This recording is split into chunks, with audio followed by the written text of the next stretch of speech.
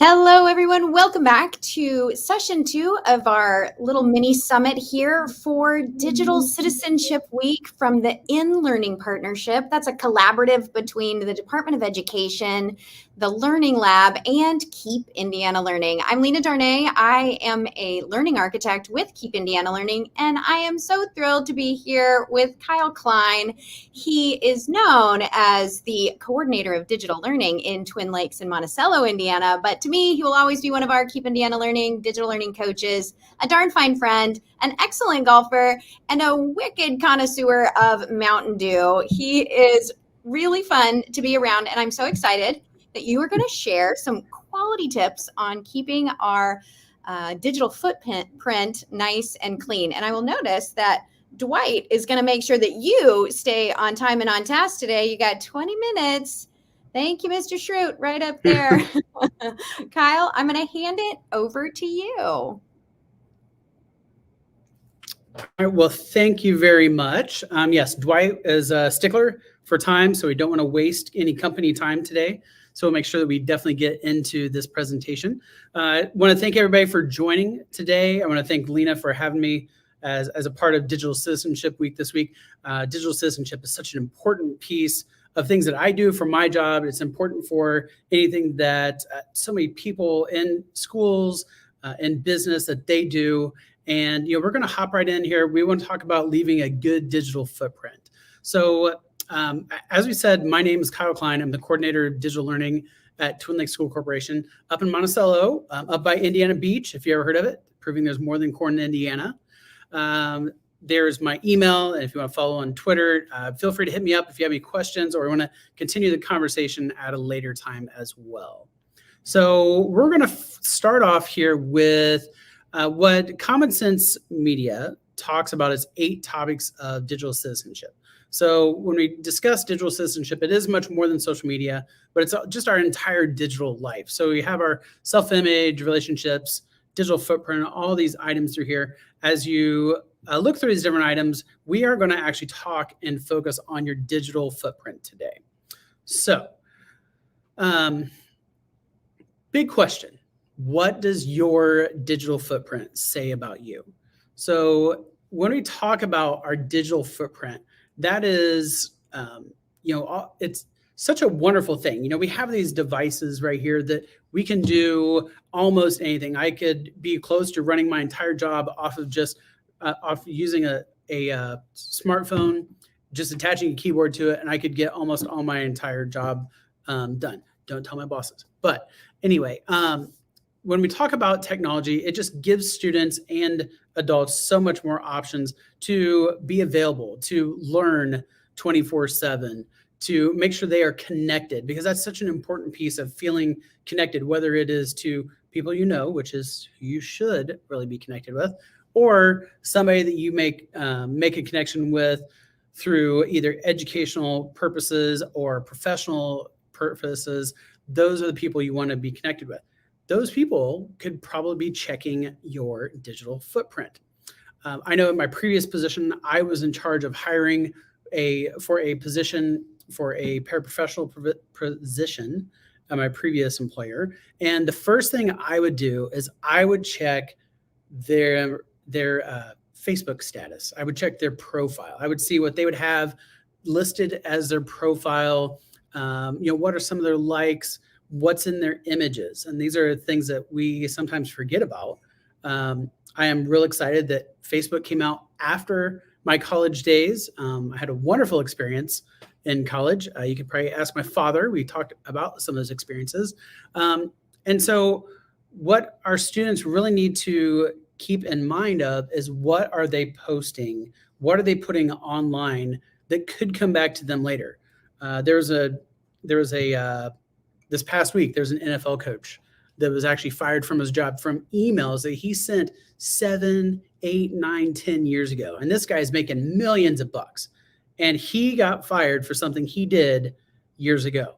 Now, it was not right what he did, but that is crazy that is now being brought up and being brought to the attention of the employers for that person.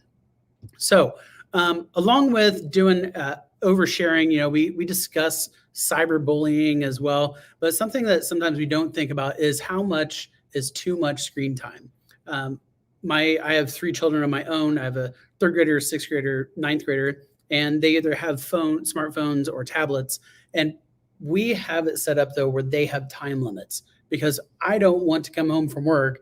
My kids get home before I get there, and I don't want to see them just watching Netflix on this tiny device when you could be watching on TV or just watching YouTube videos.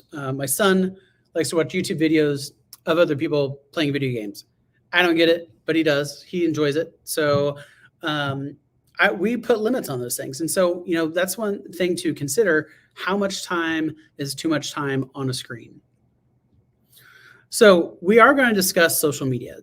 Now there's so many more apps out there for social media.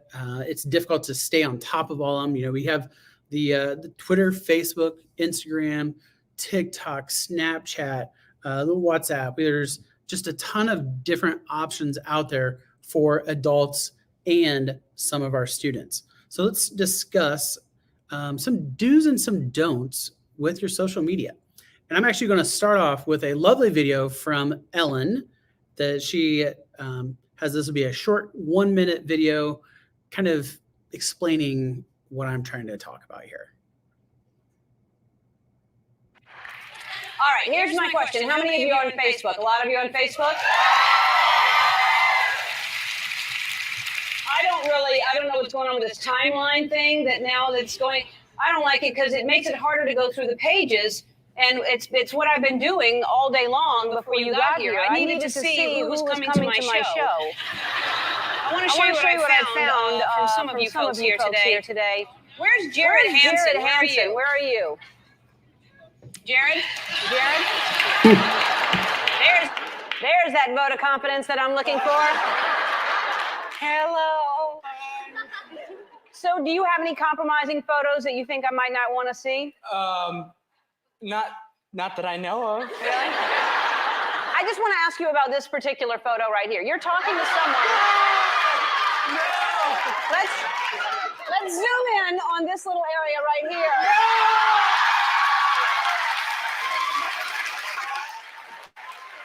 Was have one of her people search for her audience members on Facebook. This guy did not have, whether he posted it or one of his friends posted that image, that was on Facebook for everybody to find. There's no privacy settings, for that image. Something to think about. I mean, because I'm sure he went to Ellen just saying, "Oh, this is going to be great. I love Ellen. Love seeing the show." Little did he know he was going to be on national TV, right? So I thought I love that example. She goes through a couple other things on that video, but you have to watch it on your own. But I love it because it's titled, "You Posted That on Facebook?" ? So those are things that we got to think about, like, oh gosh, could that come back, right?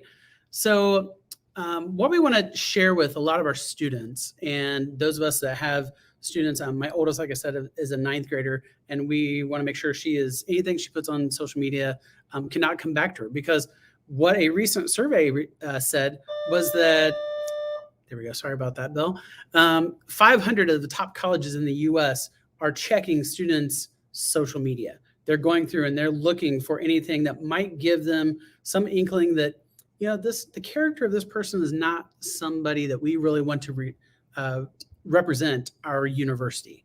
And so that is a crazy job. Like I imagine those people have about the most fun job in the world, because they get these names and then they're going through trying to find all of these Facebook, Twitter, Instagram, any kind of social media thing they could have, because I bet they find some great stuff on there, right? Now, in 2017, Career Builder said that 70% of employers actually use their social media to screen candidates. So like I said, when I was in charge of some of my hiring positions for my previous school I was at, I would go and check their social media. And that is just important. I want to know, okay, if I hire this person, then I am connected to them now, right? Whatever they do is going to reflect upon me.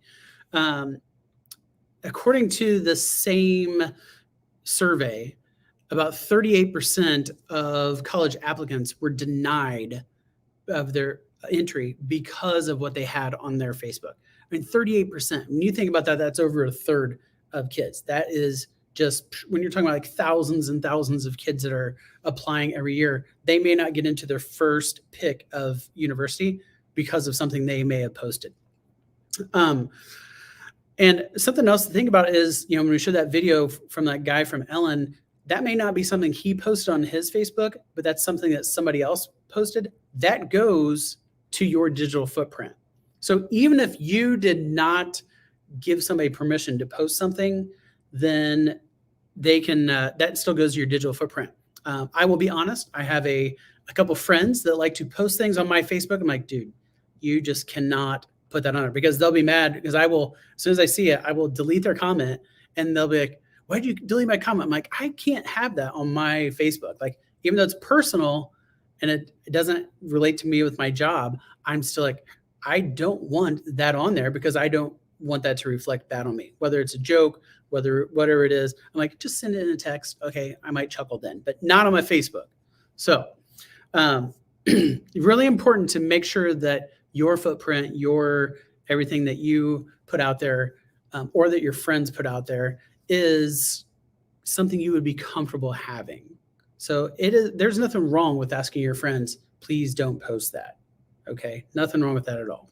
So some things to think about also is how have some of these postings on social media affected some people. So I have a few different article clippings here where we're talking about athletes and their scholarships, and how they no longer, like, they might have had a Division I scholarship to play at the university that they're so excited about. They're going to Alabama, they're like, roll tide, they're so pumped. Maybe they're a great football player going to Purdue University. Please come to Purdue. And they find out that, oh gosh, something they put on Facebook years ago when they were young and impressionable and just didn't make a great choice actually took away their scholarship.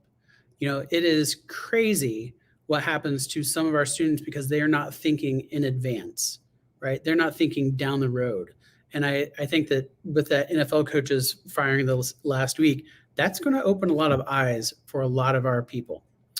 So these are just some different clippings about, what some of the players have said. And, I love this one here where the guys, or the person says, I wonder why I'm still in this meeting when the head coach can't even be on time. Well, maybe something happened that helped him away. Well, I just would not post that. All right. So anyway, here's also this student got expelled for cyberbullying an English teacher. What?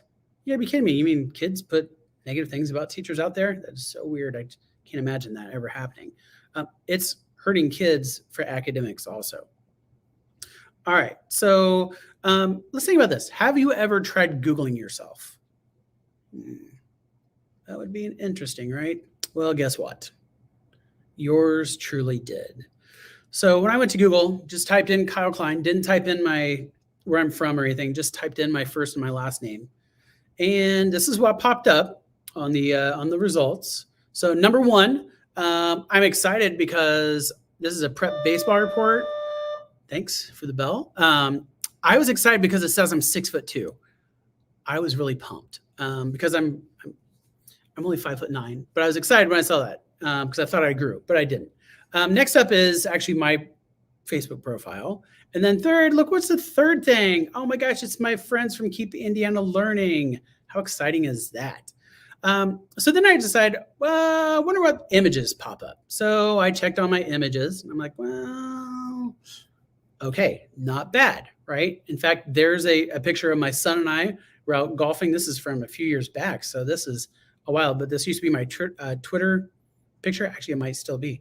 I think I updated that. But anyway, that shows up. One of the images that I did not screen share here, but I thought really looked like me was, and I would have been proud of this one, was this guy right here. If this doesn't scream Kyle Kline, muscles, great hair, beard, I don't know what does, right?